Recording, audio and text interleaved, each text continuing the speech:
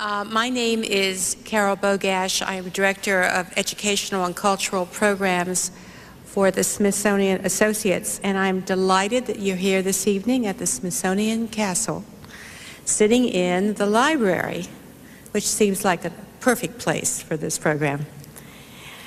We are here to celebrate and enjoy the art of biography. This evening highlights the first in a new series by HarperCollins Publishers titled Eminent Lives, in which a number of distinguished authors will publish biographies of well-known figures central to history and culture. I want to thank all of you who are members of the Resident Associate Program for your membership and for coming out for programs like this one tonight. And for all of those who are not members of this Resident Associate Program, we hope that you'll join us. To discuss the art of biography tonight, we are delighted to have Christopher Hitchens, Francine Prose, and Michael Korda as our guests. Their discussion is moderated by Mark Pachter, the director of the National Portrait Gallery and editor of Telling Lives, the Biographer's Art. Christopher Hitchens is the author of more than 10 books, including recently A Long Short War, the postponed liberation of Iraq. He contributes a monthly essay on books to the Atlantic Monthly, which I go to first when my magazine arrives, and is a contributing editor to Vanity Fair. He is also the author of the forthcoming biography of Thomas Jefferson. Can't wait for that. Francine Prose is the author of a dozen novels, among them Bigfoot Dreams and Household Saints. Her most recent work was The Lives of the Muses, 9 Women and the Artists They Inspired, in addition to a new novel to be published in March titled A Changed Man. Her forthcoming biography for the Eminent Lives series is on Caravaggio. Can't wait for that either. Michael Korda is a writer of both fiction and nonfiction, including Another Life, a memoir of other people, Charmed Lives, and The Immortals. He is also editor-in-chief and corporate vice president of Simon & Schuster. His book for the Eminent Lives series is Ulysses S. Grant, which is available for sale and signing this evening. So I can't wait to get that. This series on Eminent Lives is edited by James Atlas. Mr. Atlas was a staff writer for Time and assistant editor for the New York Times Book Review and the New York Times Magazine, as well as contributing editor to The Atlantic, The New Yorker, and Vanity Fair. Mr. Atlas is the founder of Atlas Books and the author of several biographies, including Delmore Schwartz, The Life of an American Poet, and Bellow, a Biography. We have a stellar group of speakers for you this evening. So we're delighted that you could be here and that they're here. And would you please join me in giving a warm Smithsonian welcome to James Atlas.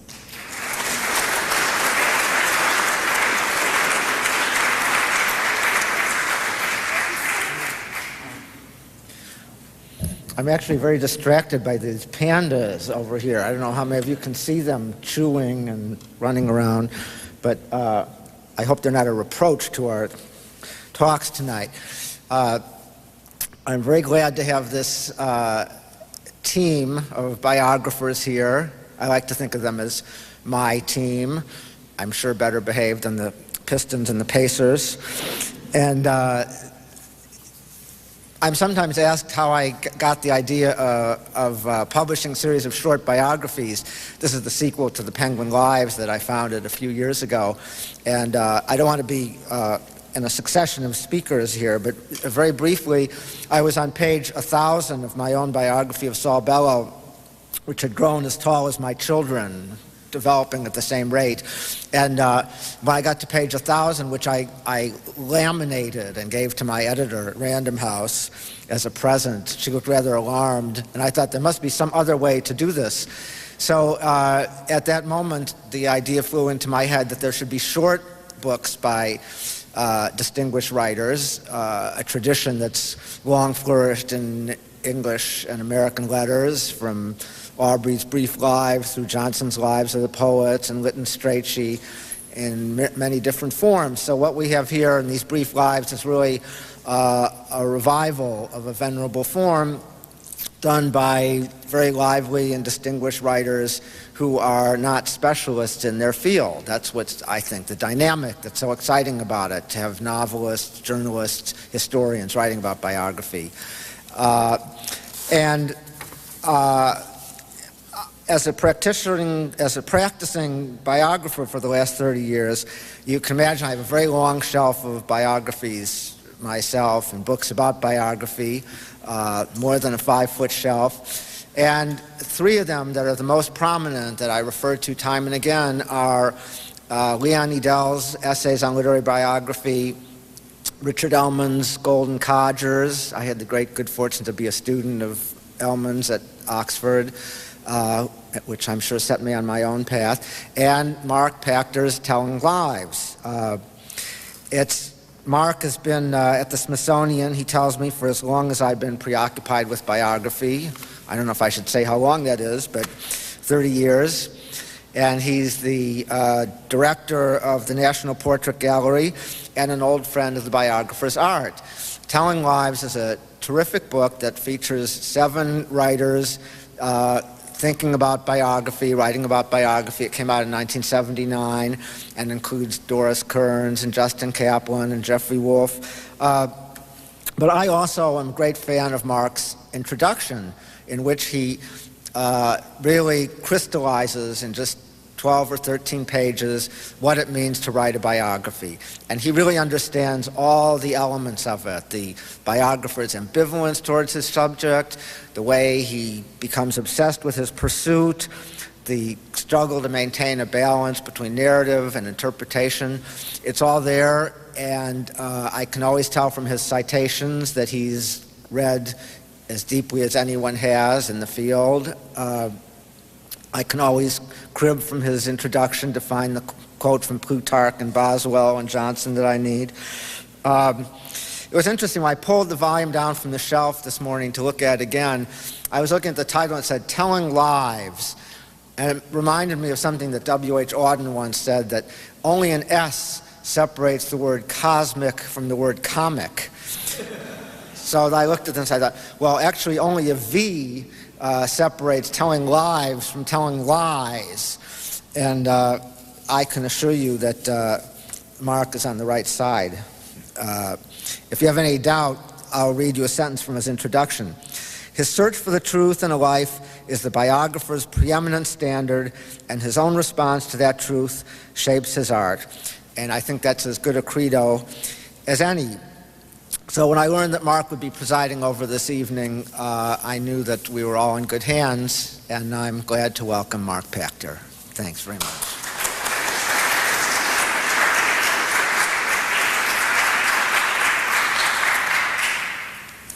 Well, put that way, I'm a hard act to follow. So I won't say very much because we really want to get to the proceedings tonight.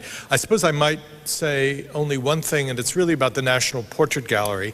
Those of you who don't know it, and we've been closed in our building in Washington for a number of years now. We reopened on July 4th, 06. You might think, well, what is an art historian doing fascinated by biography?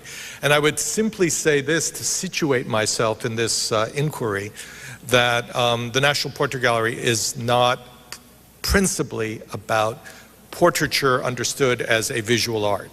It is a national institution of biography. It is really a place of portrayal. And so when I got there initially, I immediately wanted to establish that fact in a broader sense by having the discussions which led to Telling Lives. And of course the pun was intentional, the possible pun, when I did that, because I wanted people to understand biographers as portrayers or portraitists.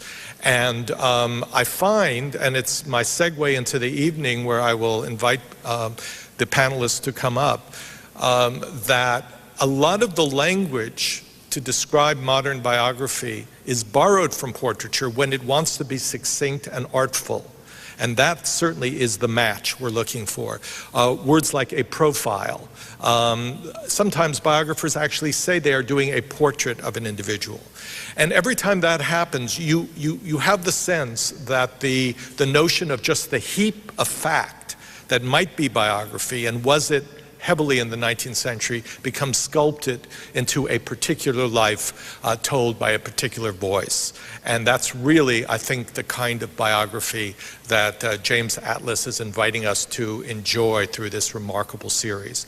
That being said, I would like to invite the panelists to come up here, and as you seat, so shall you begin.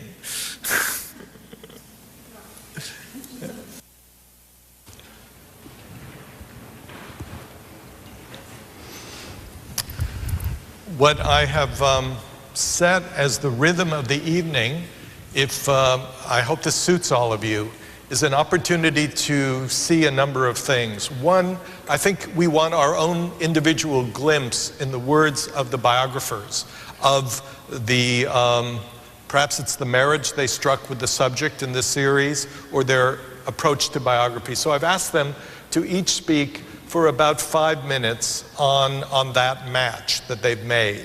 Then after that, I will ask a number of questions to invite conversation, and we will certainly leave some time at the end for your questions as well. So that will be the rhythm of the evening.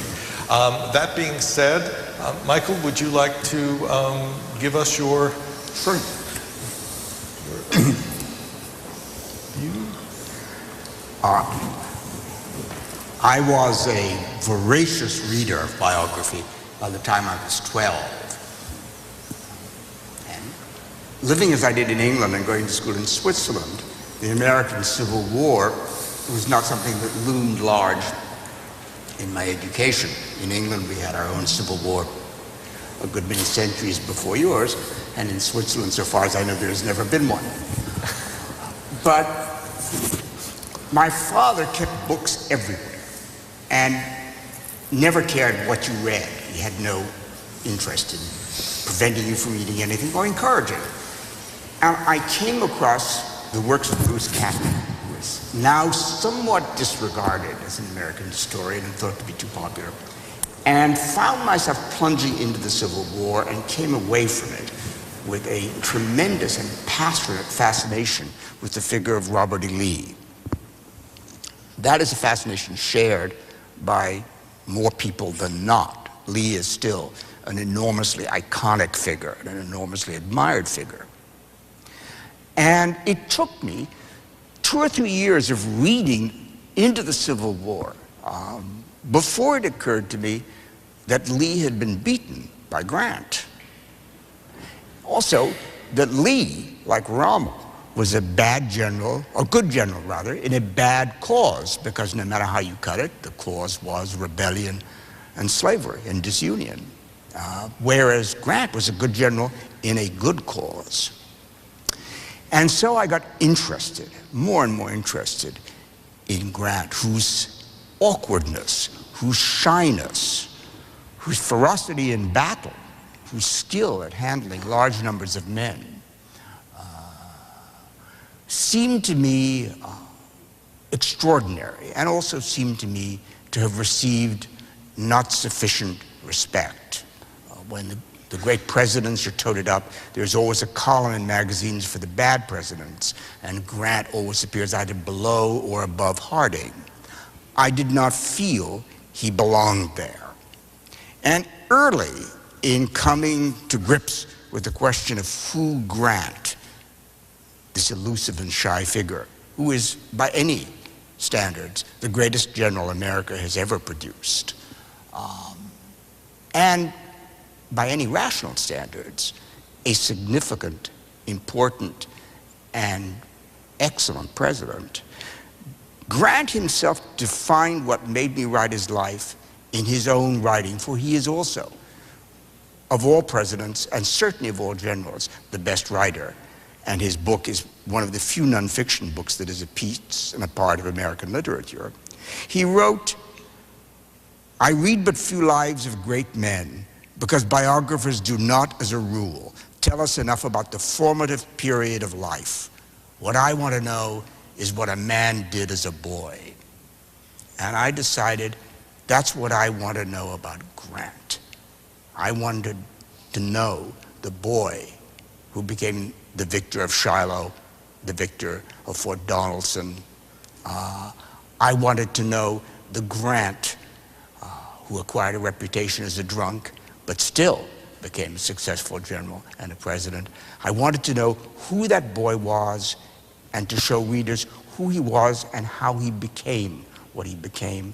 And that, I think, is, if not the art of biography, at any rate the thing that pushes most of us into writing them. Well, we will perhaps come back to that subject as broadly, but before we go on, and I'm in effect asking this of each of you, it never occurred to me to ask before we began. In this particular series, were you invited into the series and asked to choose a life, or did the editor, it may have been the great Mr. Atlas himself, did he say to you, I've always been interested in Corda on? So was it your choice to pick Grant, or were you given an idea?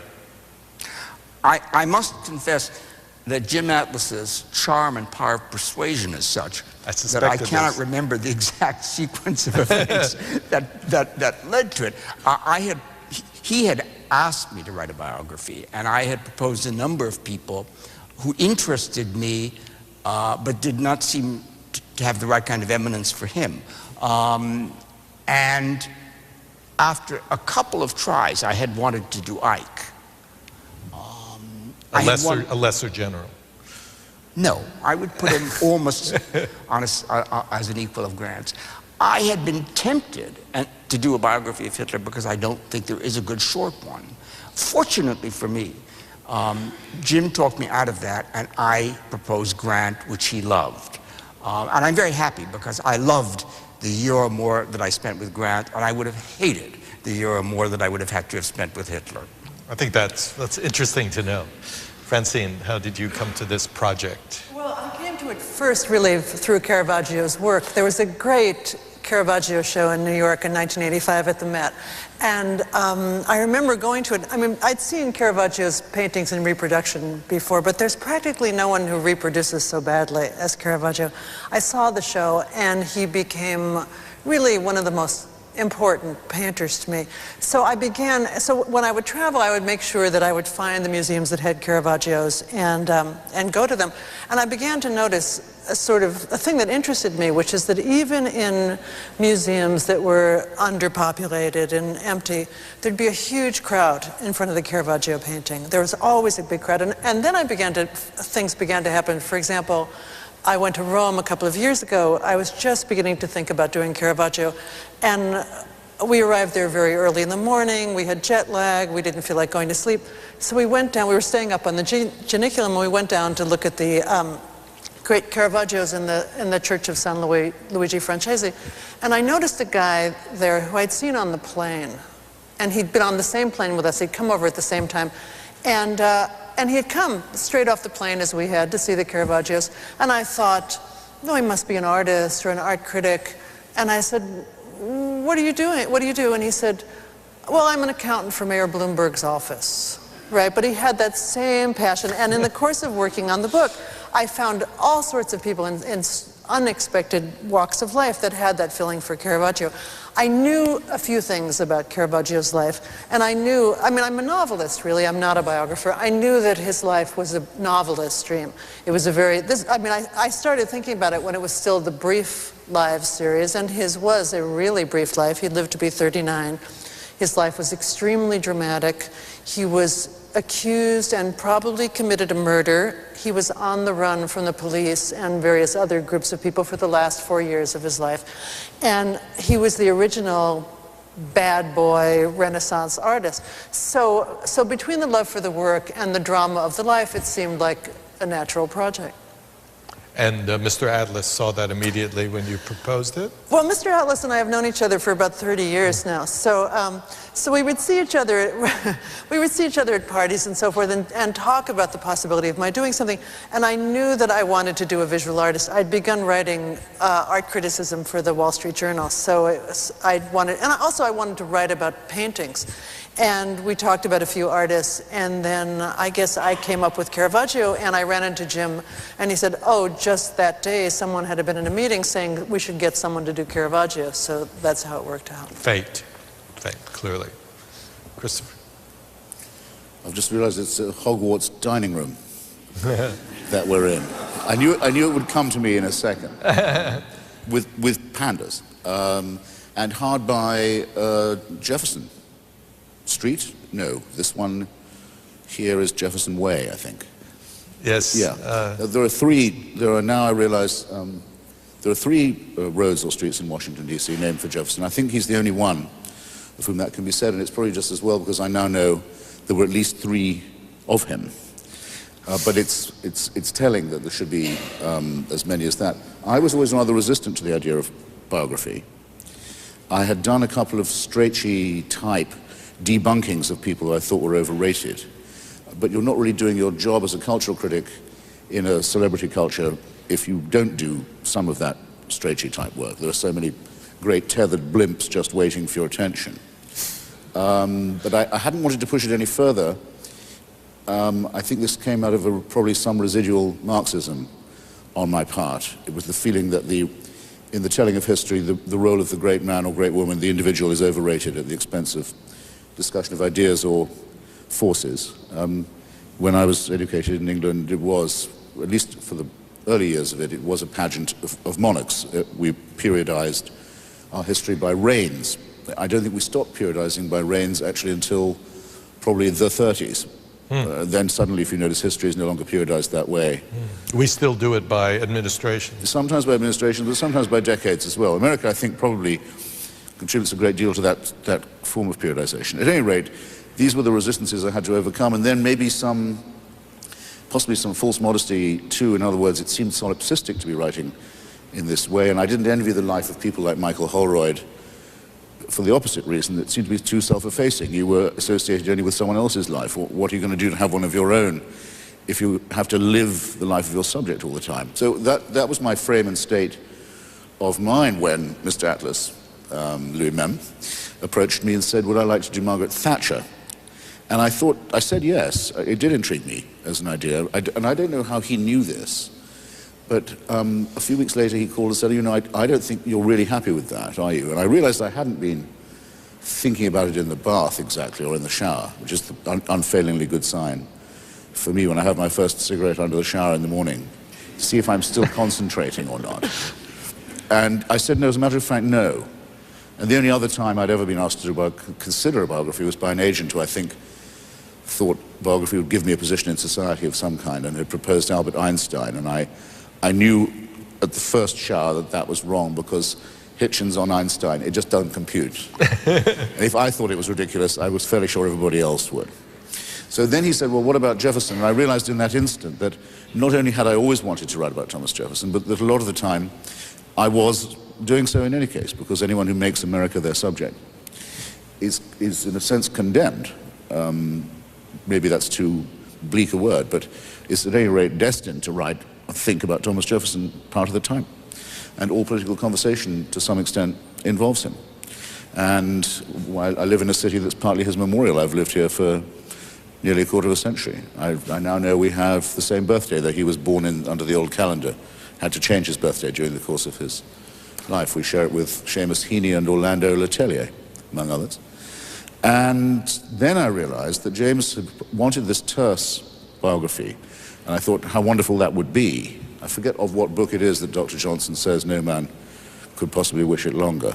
It may be Gibbon. But that with Jefferson, I wished he'd asked me to take a little more space. And in fact, I even asked him if I might go to the upper limit and perhaps a fraction beyond. For this reason, Jefferson is in power more or less continuously once he goes to be minister in Paris. for 25 years, very nearly a solid quarter of a century at the top of the political tree. And that is after he has written the Declaration of Independence and been the governor of Virginia and composed the Virginia Statute of Religious Freedom. So it's an extraordinary life in every way, and it's a very, very massive one. And he kept an enormous correspondence going, and he wrote a number of journals and memoirs. And I don't think now it would be possible for any one person to say that they had read everything by him and about him. I think it might be beyond the compass of an individual to have done that. But it's worth a try, and it's a huge education in what is already the great subject, that's the United States. I know I've spoken fractionally too long already, but I'll trespass a little more if I may. The project of the Enlightenment, which was part of his design and part of his declaration, was what influenced him the most. It comes out all the time, not just in the substituting happiness for property in the Declaration, but also in the paradoxes of his attitude to his own property, and in his wanting to be remembered only. He designed, as you may know, his own memorial, and it's the one that is at Charlottesville, and he wanted to be remembered only for the authorship of the Declaration, the authorship of the Virginia Statute on Religious Freedom, and the founding of the University of Virginia. That's all he wanted. Right, never mentioned to be president twice, and vice president, and secretary of state, and governor and minister wasn't, he thought, that much worthy of notice. Even when he designed the Lewis and Clark expedition, and to some extent even the Louisiana Purchase, he was thinking of nation building, certainly, but he was thinking of building a new kind of nation that was based on a secular and scientific approach to life and to humanity. And one of the things that interests me most is his utter contempt for all forms of religious faith, which is a contempt that I personally share. And that's probably never been more germane than at the present. The idea of whether the United States is or is not a secular country. The other problem is too many forerunners. I mean, the Dumas Malone biography, which is the quarry from which the trucks still rumble away with chunks of stones. In my book, I actually say, I wish I could do to it what Jefferson did to the Bible, namely take a razor blade and cut out all the superfluous junk and see what we're left with.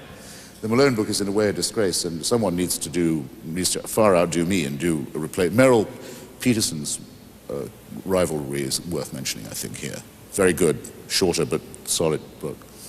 And then, just because everybody asks about Sally, I've never met anyone and told them about the project who hasn't asked me about this. I should simply say that I do not see why there's ever been any controversy about this at all. I do not see how anyone could look at that evidence and be in the smallest doubt that Jefferson was the father of those children. Long before the DNA tests were made, long before even Annette Gordon Reed's brilliant book, it's staring you in the face. And so it was fascinating for me to find that many people vastly senior to myself and much more qualified could have examined that evidence and either concluded that it didn't point in that way or that it was ambivalent. And so I've done a chapter just on that, as I thought I had to do. Sorry, ladies and gentlemen, but my subject just lived a lot longer. And I think the point of being consumed by the subject is exactly appropriate. One thing on Jefferson, and then a general question, and that is that it's not only the name of the streets that are after Jefferson, but there are three, I think only, but particularly domes that are precisely meant to evoke Monticello. The Natural History Museum, in the old west wing of the Art Museum, the National Gallery, and then actually, whether it was intentional or not, it speaks to the other two, the new National Museum of the American Indian. They're all, in effect, tributes to the Jeffersonian ideal. He even has a form of democracy named after him, which doesn't happen to everybody. Yes, indeed. Well, now, the broader question, which takes off from each of your characterizations of your passion, I'll start with an anecdote which would add to this point, and that is that I had the interesting experience of being with David McCullough the day after he had told his publisher to take back the $1 million advance he had gotten to write Picasso. And he had tried hard for a year writing Picasso, and decided he just couldn't do it. And I think it was a matter not of expertise in his point of view, although he was the first to admit he wasn't an expert on art. It was a matter of sympathy. And that brilliant publisher of his said, instead of accepting the $1 million back, whom would you like to write about? And he said Harry Truman. And that led to it. So the question I want to ask you is the question of sympathy. I think we felt some of it in your descriptions of your subjects, but have you found it necessary to feel sympathetic toward your subject? We have the straightgy notion of sort of taking your subject on, but have you found it important to have a feeling that this is a life that you can evoke and admire? Or is admiration not critical to your telling of the story? I would first like to say that having been David McCullough's editor for 25 years or so, yes, that this is an anecdote that I can vouch for. I am the publisher. Oh, it is true. Yes. Good, good. Well, congratulations. And that leads me to say something which I feel, but which I've never properly analyzed. The art of biography would be limiting if we limited it only to those subjects whom we liked or felt we would be comfortable with. Hitler is a perfect example of somebody with whom most of us would certainly feel uncomfortable, but in many ways ought to be studied very carefully. And there's a deficiency, as a matter of fact, in the English language of really good biographies of Hitler, whereas a really good one would be a valuable and important book. So I think that we can't limit biography or think about biography as if it were a form of fan mail.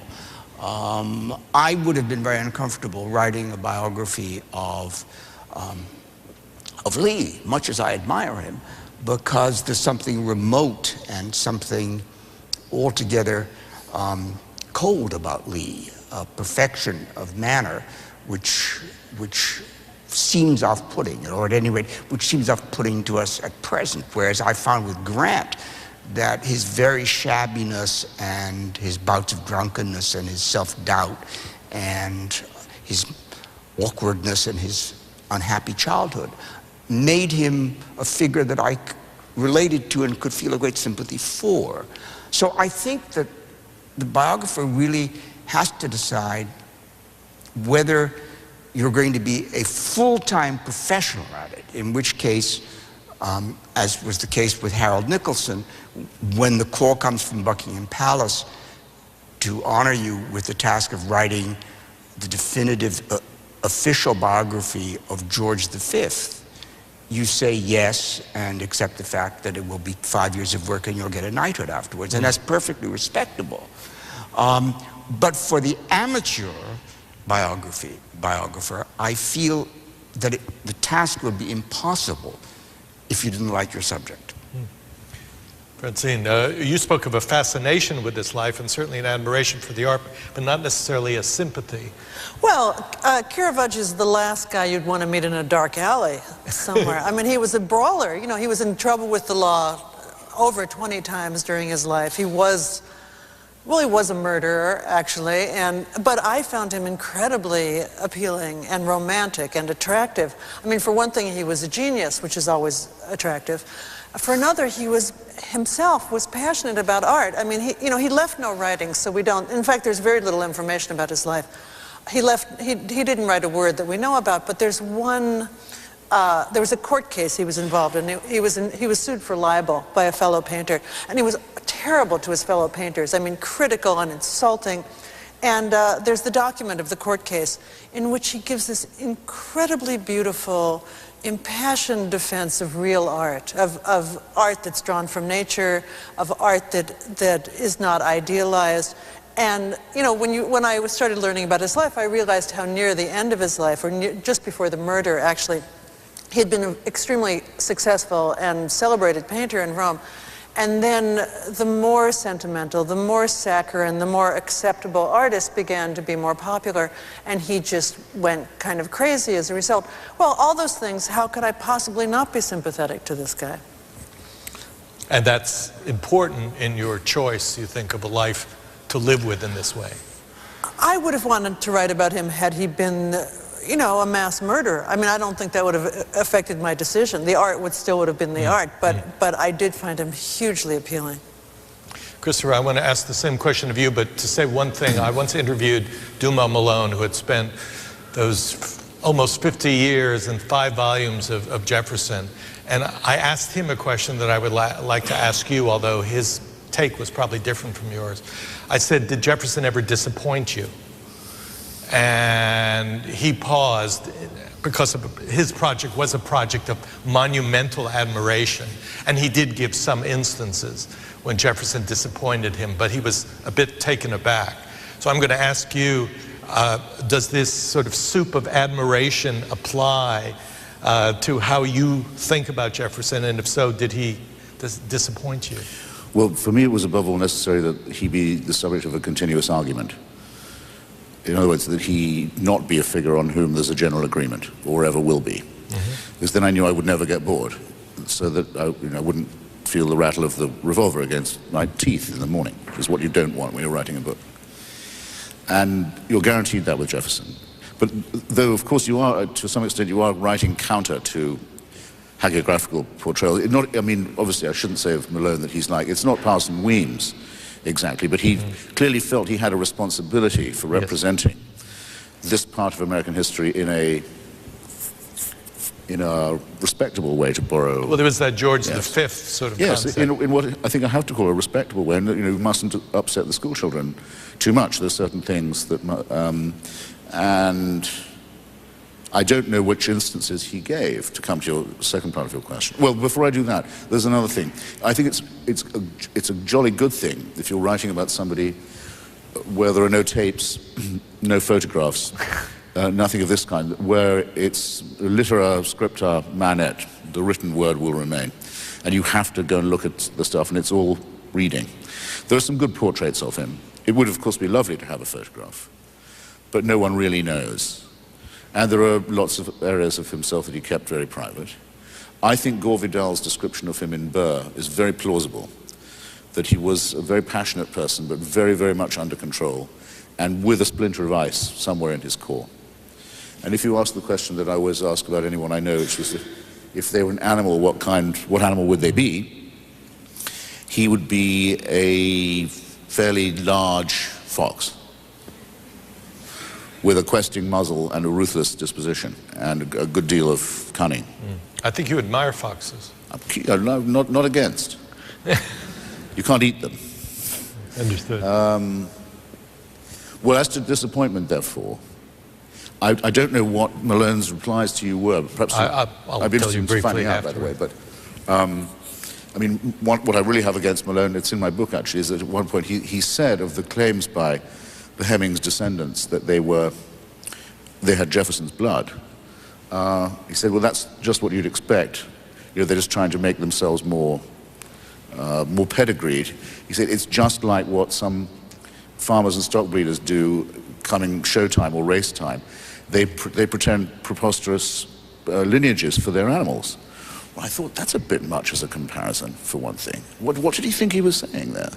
And for a second, it's rather the other way around in point of who owns whom. This bloodstock analogy. And I thought, gosh, but it seemed no one else cared about that. That was considered a respectable reply at the time. Well, there you go. I, of course, knew, as anyone who goes to the Jefferson Memorial can see, that a lot of editing of his stuff is required to make it incisable in lapidary form on that memorial, that nothing is more certainly written in the Book of Fate than that these people shall be free. You have to cut out a lot of what he elsewhere said. And of course everybody knew there was a paradox in his life. But I guess I was shocked to find out how much and how coldly he was determined not just to postpone the abolition of slavery, but to extend the time in which it would be an institution. I don't think I appreciated at all the extent to which that was true. And I think disappointment isn't quite the right word for that, is it? But it was an education anyway, to find that out. Yes, no, it's very much to the point. Malone's disappointment was the extent to which, having read so many of his letters, how much as Malone said, he massaged the truth. Yes.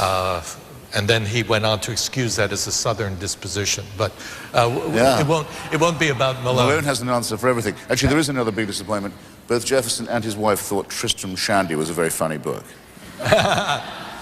So you were dealing with people who obviously had no sense of humor at all. They would sit around and read it to each other in the long evenings. So it's a real run-for-your-life image, I think, that. Yeah, well, not a chuckle a minute. No, no. The next question is, again, I think perhaps inevitable in the series that we're contemplating, and that is the question of brevity as a virtue.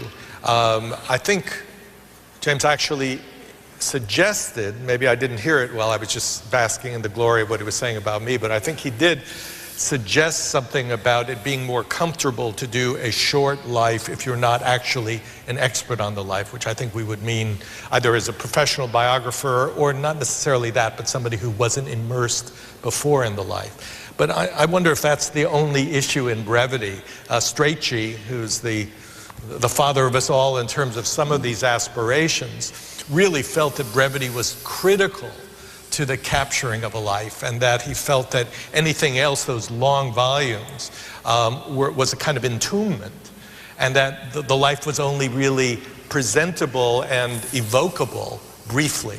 Now, that being said, that was Strachey, but Michael, what about the sort of the length of either time invested in the project and in the form itself? Do you think it suits? But to answer it, you know, I wrote a biography of my father and his two brothers called Charmed Lives, which was a very long book.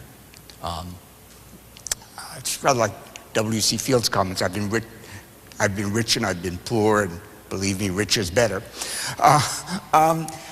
There's a pleasure to writing a long biography. You can play with the materials, you can put them in, you can deal with people's correspondence, you can sum up long lives, you have more room to play with, and that was for me a great experience. And if somebody had said to me, you couldn't write a biography of Grant, but it can't be less than, say, 700 manuscript pages, that would not have daunted me at all. In fact, I think I would have been somewhat energized by that and done it happily.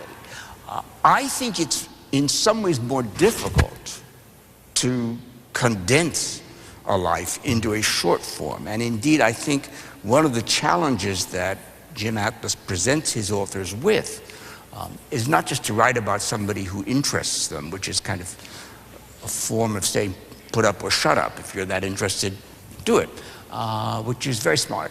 But the other is to say it must be of this particular small length, so that you have to condense. You have to get the whole story into a very small number of pages. It's a biographical sonnet. Yeah, I think that's a most interesting challenge. If you take Grant, for example, to me,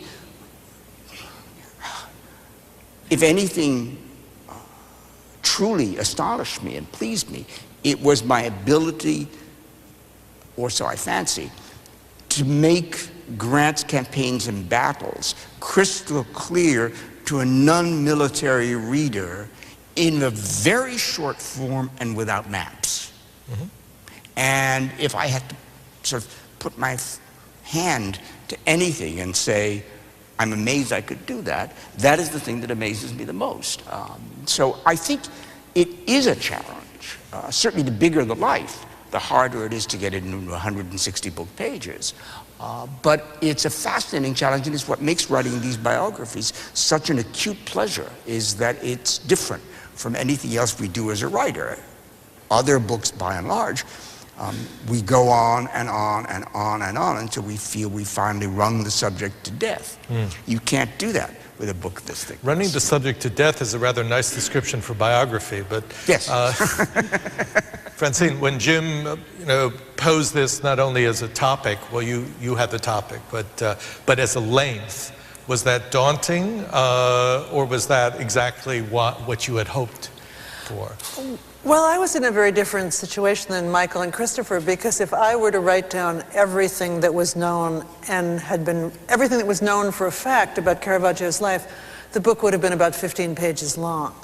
So then the question is, what else I wanted to put in the book besides Caravaggio's life? I mean, certain things seemed important to me. That is, what Rome was like during the time in which he lived, what the social and political climate during the different papacies was, and, you know, contemporary art history. I mean, there was a very, very good biography of Caravaggio published about 10 years ago by Helen Langdon, and in some ways, I didn't have much to add to that, but what I did have, so in a way, being able to concentrate it and compress it was great for me. But also, I knew that I wanted to be able to write about the paintings in a way that they hadn't been written about. So I could take everything about the life, a certain amount about the surrounding history, and then just write as much as I wanted about the paintings, which was ideal for me. Christopher, does size matter? Obviously, the hardest person of all would be William Shakespeare. So all books about him have to be Shakespeare and his time, or something of the sort, because we know practically nothing. If I may put in, Bill Bryson is doing Shakespeare for us. I remember thinking I took my rug off to Bryson. And at this length, too, because he's got to do it medium length. I mean, you could do it a little. Anyway, well, as I've said already, I shouldn't labor the point, but with my subject, quite large books, or series of books have been written about just the Louisiana Purchase, or the Lewis and Clark expedition, or the Barbary War, as it's commonly called. Actually, very little known part of Jefferson's life, the decision to go to war with the Islamic tyrannies of North Africa. So I was spoiled for choice as far as all that went. What one tries to do, I think, is to find something that's vaguely thematic. In other words, well, here is the same story, but it's in a different form. The same things are operating on Jefferson when he's doing apparently quite discrepant policy. And so by doing that, you can fold it in a bit. I hope I've managed to do that. And then I can share a corny theme with you, if you like. Want to share? Well, the 4th of July is generally agreed to be the date of American independence. It probably isn't, but it's the one that they decided, they hit upon to agree on. That was the day of the Declaration. And it is also the day on which the Louisiana Purchase is announced in the public prints in Washington, which is also the day that Lewis and Clark say goodbye to their master and leave for Pittsburgh to set off for the West. And it's also the day on which Jefferson dies, on the same day as John Adams. So there are ways, again, of sort of hanging out a line and draping various things along it that give it some shape. And also, by the way, you're going to need this line because you have to have the thread of Ariadne in the labyrinth and something to follow and hold on to yourself. The three themes, I'm really referring back to what Michael said about the childhood and the becoming the subject, becoming the individual, and how each of you balance these elements. It really also speaks to what Christopher just said.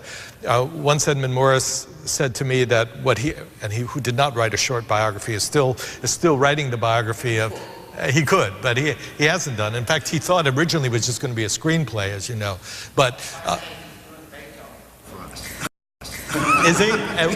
Who is he? Keep doing this. Edmund Morris. Whoever you can think of, Atlas has been there Beethoven. first. Yeah. Well, Edmund Morris is a passionate pianist, so he would have loved that. But in the Theodore Roosevelt, basically he's given the arc broadly and then devoted a separate book, you know, the sweetness of youth, as he would put it, the rise of Theodore Roosevelt, the period of power, Theodore Rex, which we've seen, and then the one he really wants to write about, which is the decline. That's the Greek arc that he's interested in.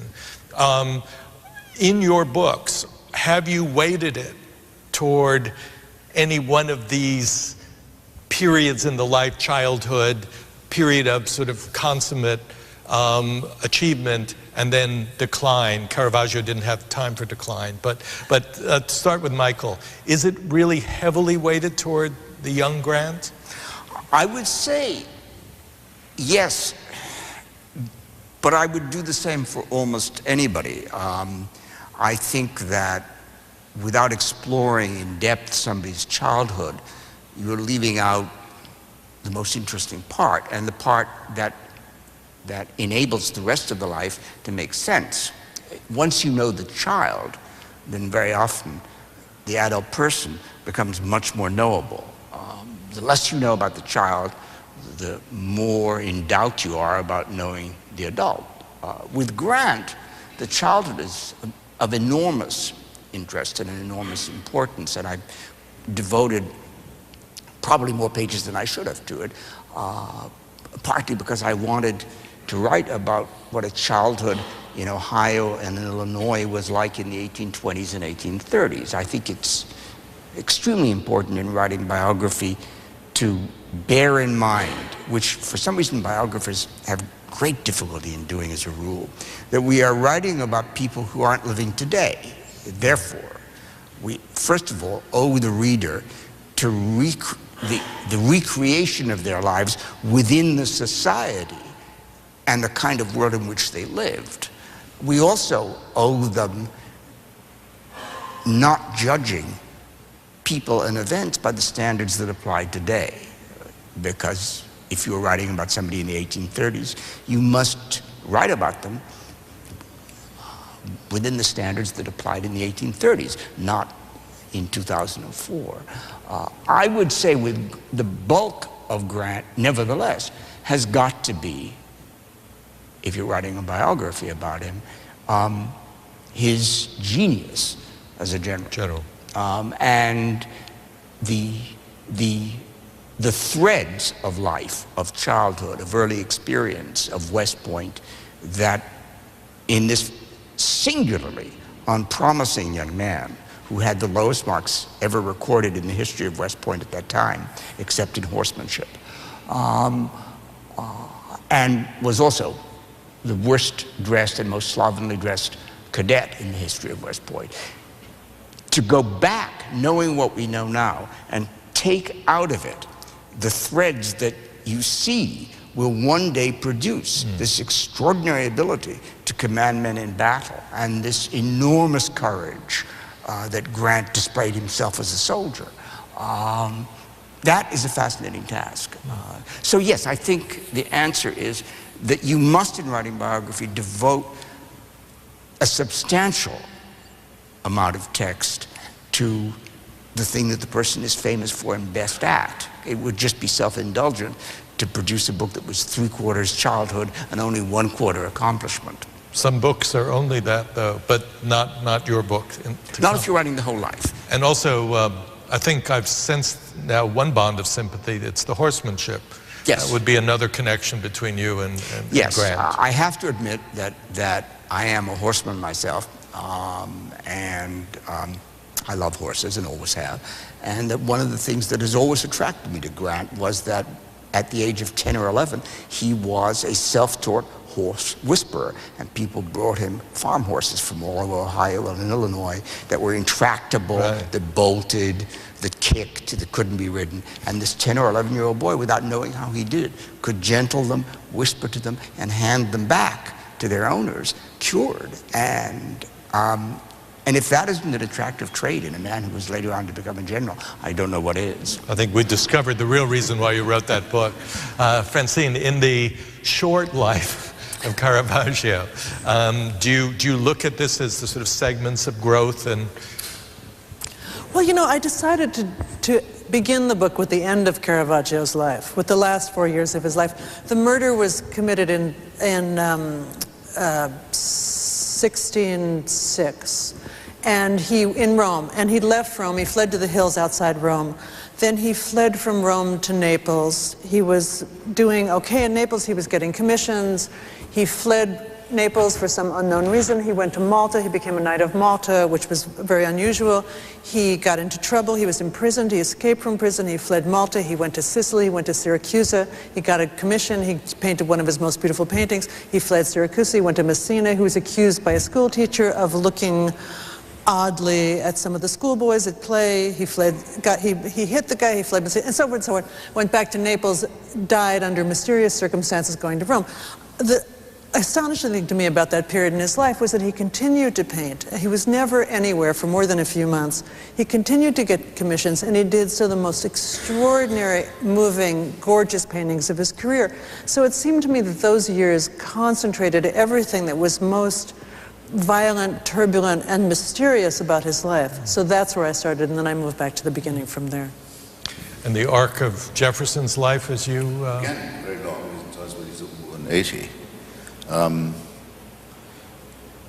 I mentioned the Parson Weems School of Sentimental Hagiography before. Most of those, which I think have their origins in myth and in religion, do stress, extraordinary things about the childhood, like George Washington and the cherry tree, which we know to be false, as is the story of Kim Jong-il's birth being attended by showers of bluebirds that spoke Korean. As is all the stuff that we're about to have to go through celebrating again next month, all bulls from beginning to end. And I'm very glad that there's almost none of that in Jefferson to be quarried from, as far as I can You just find. can't know it. I haven't been as lucky perhaps in my subjects, but I mean, it's the bit in most biographies that I find most irritating. And in Jefferson's case, we know his own autobiography doesn't really mention his childhood at all. He says somewhere else, it's in a letter, his first memory is when his family was moving house and he was carried on a cushion by a slave whose name he knew, or later knew. He knew which slave it had been. A little boy lying on a cushion being carried. And of course his life ends on a deathbed surrounded by unpaid domestic labor. We know, but we don't know why, he did not like his mother at all. And obviously that, for most biographers, would be something far too good to miss. I mean, we know that that has to be important. It's very rare and it must be suggestive. But he didn't like Mama, avoided all mention of her when possible, didn't give a damn when she died. Can't think of anyone else except Gore Vidal who could say that. Quite respected his father, clearly. Was very lucky. For him, his life begins with his education, which is very good because he is a man of the Enlightenment and of great learning and he's one of nature's bibliophiles as well. And he's lucky with his teachers, very lucky with his teachers in Virginia. But I think wanted to be private. And we know that his first date was a nightmare with Miss Rebecca Burwell, the most sought-after babe of the town in those days. And he worked out a very carefully, probably much too carefully rehearsed approach to her at a dance and was made to look and feel, I think, a complete idiot, and wrote an agonized letter to a friend the next day about this and started to get his migraine attacks at that point, which never left him. We've all been there. I'm going to ask my last question to allow the audience their chance, and that's going to be maybe an inevitable question. It's the mix of lives that a biography represents that I want to get at, because how much you are aware that it is Corda on Grant, or how much Corda withdraws either in the voice you use or in the aspiration toward objectivity that you planned. So I'd like each of you to just give some sense of whether you're consciously holding yourself back or enjoying what may in fact be an essay by you on this life, and so you're part of it. Well, you can't, even if you tried very hard, you cannot remove yourself. The notion of a totally objective biography is almost impossible to achieve and probably not worth achieving, because you could do that essentially by putting together just the salient facts of a life in the form of a list. The Encyclopedia Britannica provides pretty good objective biographies of almost anybody you can think of, and they're quite concise. But if you're going to write somebody's life and really write it, you must bring to the table, whether you like them or not, your own feelings about that person, about the world they lived in, about yourself. You cannot avoid seeing them through your eyes.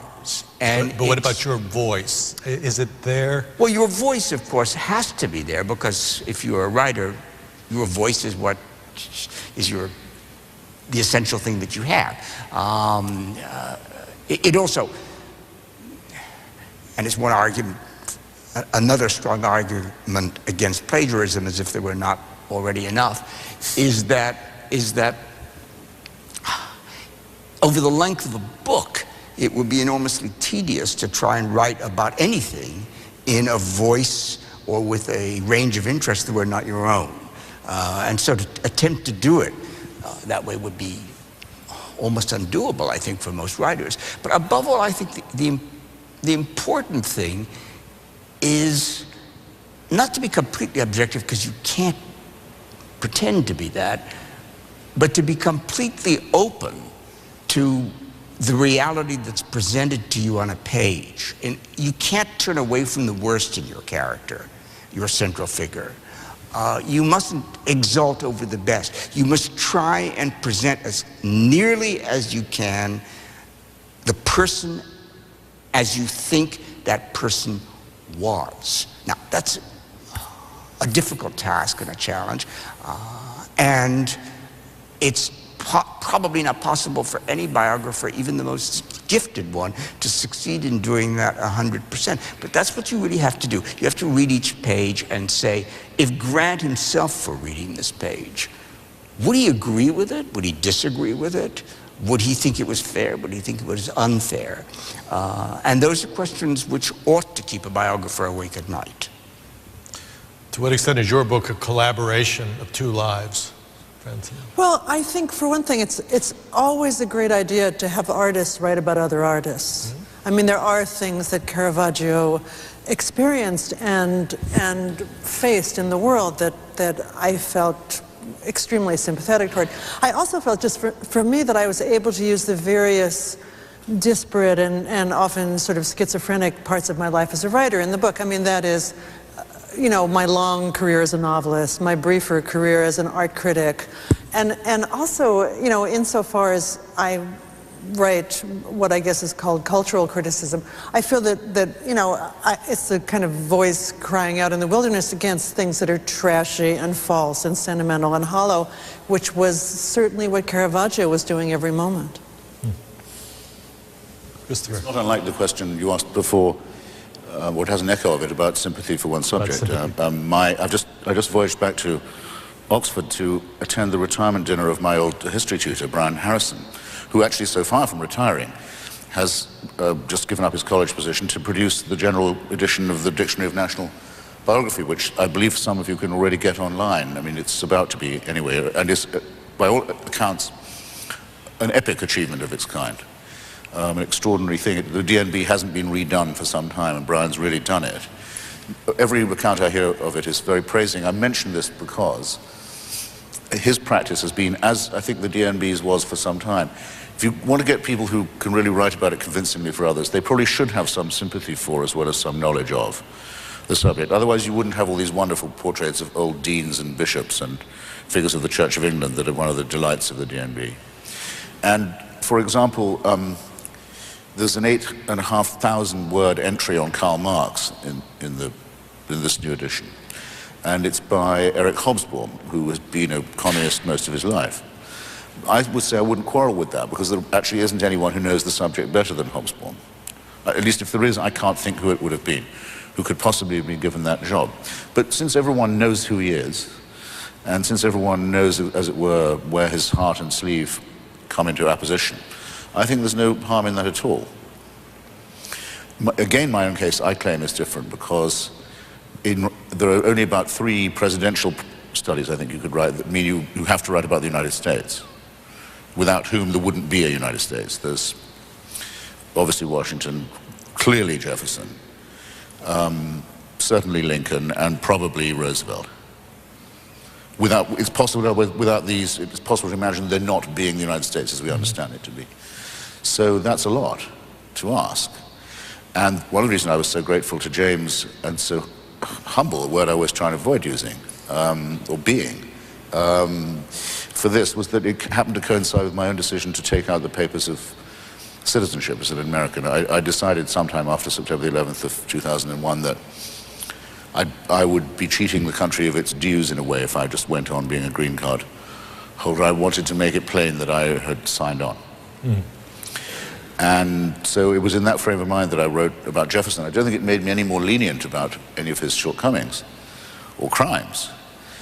It was said by some historian, now forgotten, that this is about a century ago now, I think, that if Jefferson was right, the United States is right. If Jefferson was wrong, the United States is wrong. Too simple, but worth cogitating.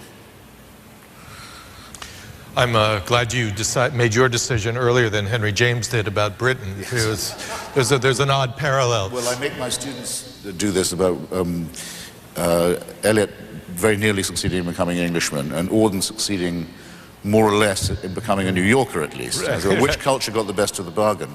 It's a good essay I make them do. With Henry James, unfortunately, there's no question which country got the best of the bargain. Now, I'd like to give the audience a chance at questions. We have about 10-15 minutes for that, if you are interested in asking this elegant crew something. No? Oh, yes, please. Would you stand up and as loudly as you can? Mr. Korda, I'm curious if you saw any affinity between Grant and Huck Finn. Yeah, you have to speak up.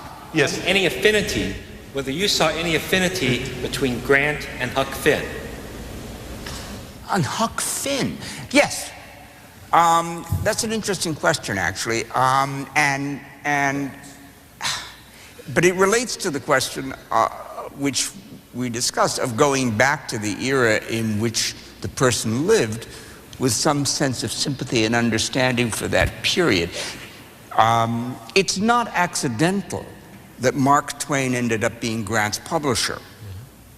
And it's not accidental that American literature, to some degree, rests upon Grant's extraordinary brevity and lapidary ability to write concise English. His memoirs are an amazingly readable, an amazingly well-written book, but are a lesson in how to write brief, short sentences from which Hemingway, Gertrude Stein, and any number of American writers who grew up in the heartland derived their style. You can read Grant's memoirs and see quite quickly how anybody reading them would be led towards a particularly abrupt and compressed style of writing. In addition to which, of course, growing up in Ohio and Illinois in the 1820s, the 1830s, next to a great river, because he was born on the Ohio River, Grant had what looks superficially like a Huck Finn childhood. On the other hand, when you read about his father, Jesse Grant, who was surely one of the most overbearing, overambitious, and bumptious people ever to have fathered a child, and his extraordinary just think of the reclusive mother. competition for Yeah, that. I know. There's a huge competition for it. But in any such competition, trust me, Jesse Grant would get a strong number of votes. You realize that it's a deceptive Huck Finn childhood. It's barefooted and fishing with a bear hook in the Ohio River and growing up in the circumstances of Huck Finn, but growing up also under a shadow of expectations he couldn't fulfill and awkwardness which were to dog Grant all his life. But yeah, Grant's childhood looks on the surface a lot like Huck Finn's. Interesting question. Yes, please. And would you stand? Thank you. Yes. Yes, Ms. Prose, I've read the Muses, the book about the Muses, and I'd like you to, if you would, talk about how you approached those biographies, albeit brief. And then I'd like to ask your publisher which women he is doing. We've only heard about men. I think the first question was to Francine about the Muses and how that might relate, and then we'll get to the second. Well, they were shorter. The essays were shorter for certain. And also, I was thinking about them in relation to one another. So in other words, my choice of which women to put in the book depended a lot on which other women I had and what sort of stories I was telling. I mean, I just knew that I wanted 9 stories as different from one another as I possibly could. I mean, Caravaggio, you know, it was just me and Caravaggio, so it was a very different situation. And, you know, it depended. I mean, the 9 women in the book, some of them I felt extremely sympathetic toward, and some of them quite a bit less so. Caravaggio was pure sympathy.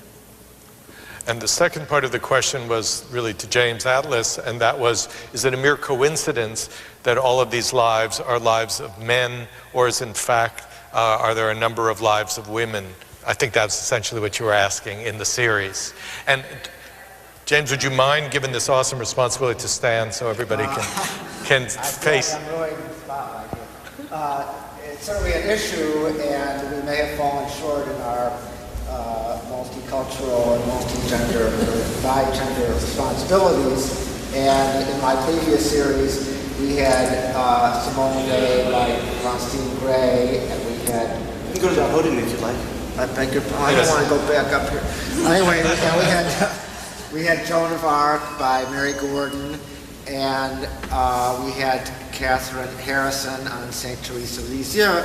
However, I confess that we have microphone. I confess that we have. Now you've gotten me up here again. I confess that we have had a problem in this area. Very little of which can be attributed to my being a male chauvinist. If you look at history, and if you look at the history of literature, if you look at great generals, great religious figures, unfortunately, men rule. Now that may change. I assume it's going to change. But anyone who has suggestions, come up and see me after the show. Remember, we almost had a life of Margaret Thatcher. Yeah, we did, but I gotta say, Jefferson's preferable. Okay, well, fairly asked, fairly answered. Another question? Oh, yes, thanks. Again, would you stand up and boom out if you can? I have no trouble booming. This probably is a variation of the last question you asked, but it's a question about imagination. When you write history, of course, you have to have a certain amount of imagination, but are you aware, do you have some sort of internal monitor that tells you at a certain point when you're lapsing into the area of speculation? Francine, you're a novelist, that must be an irresistible temptation, especially when you don't have any source materials to work with. Christopher, just the opposite, because you have so much to work with. That is there a danger that you reach a point where you know that you're only speculating, you've left your subject behind, and is there something in you that says, that's the point beyond which I can't go? I would just summarize that as basically the question of the temptation of over-speculation, maybe the investment of yourself in this without sufficient evidence, and are you aware and worried about that? Michael? Well, you mentioned before David McCullough, and having been his editor and publisher for a very long time, David once told me, and I think it's absolutely true, that the words a biographer must shy away from, as if they were totally evil, are he must have felt. So that when you read a biography of Napoleon that says, as he crossed the Niemen River, Napoleon must have felt, you should put the book down and move on to another book. At any rate, you should begin to approach the book with great, great caution. We know what people did. We know what they said. We know what they wrote. We do not know how they must have felt. And therefore, and all of those biographies of Napoleon, in which there's at least as much fact available as on Thomas Jefferson, if not more, are nevertheless, they will inevitably bring you to what must he have felt as he stepped upon the decks of the Bellerophon. Well, we don't know what he felt when he stepped upon the decks of the Bellerophon, and therefore, as biographers, we have to be very careful whenever we find ourselves typing those particular words to ask, do we in fact know? And if we don't, take them out. Anyone else on the temptations of speculation? I would just add the phrase, would have thought. Yes. To must have felt. Yes. No, I would say must have felt, it must be in there somewhere, and I'll tell you why. When I said earlier that I can't believe there's ever been an argument about Sally Hemings, I mean that you can make it come out differently.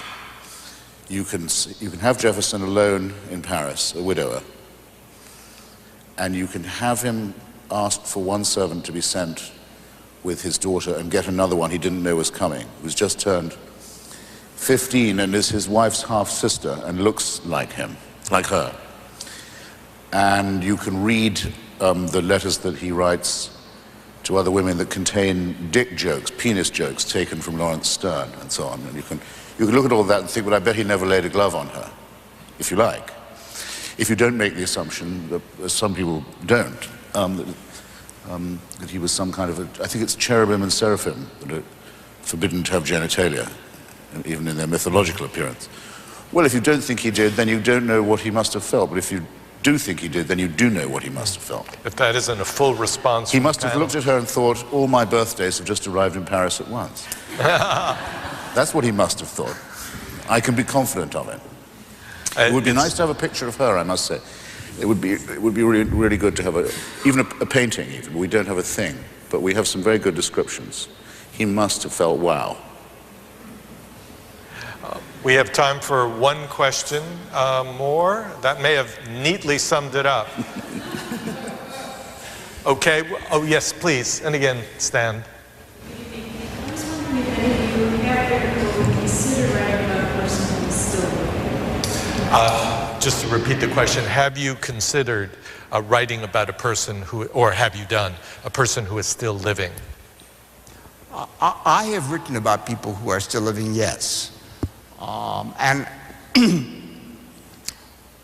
it's a lot easier to write about people who are dead.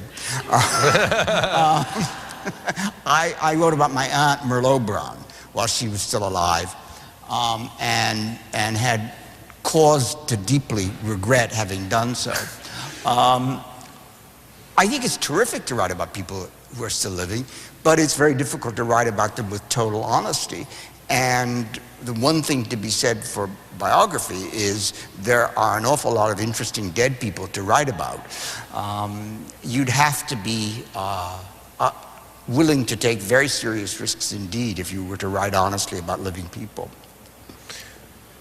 In the Muses book, there's a chapter on Yoko Ono and another one on Suzanne Farrell.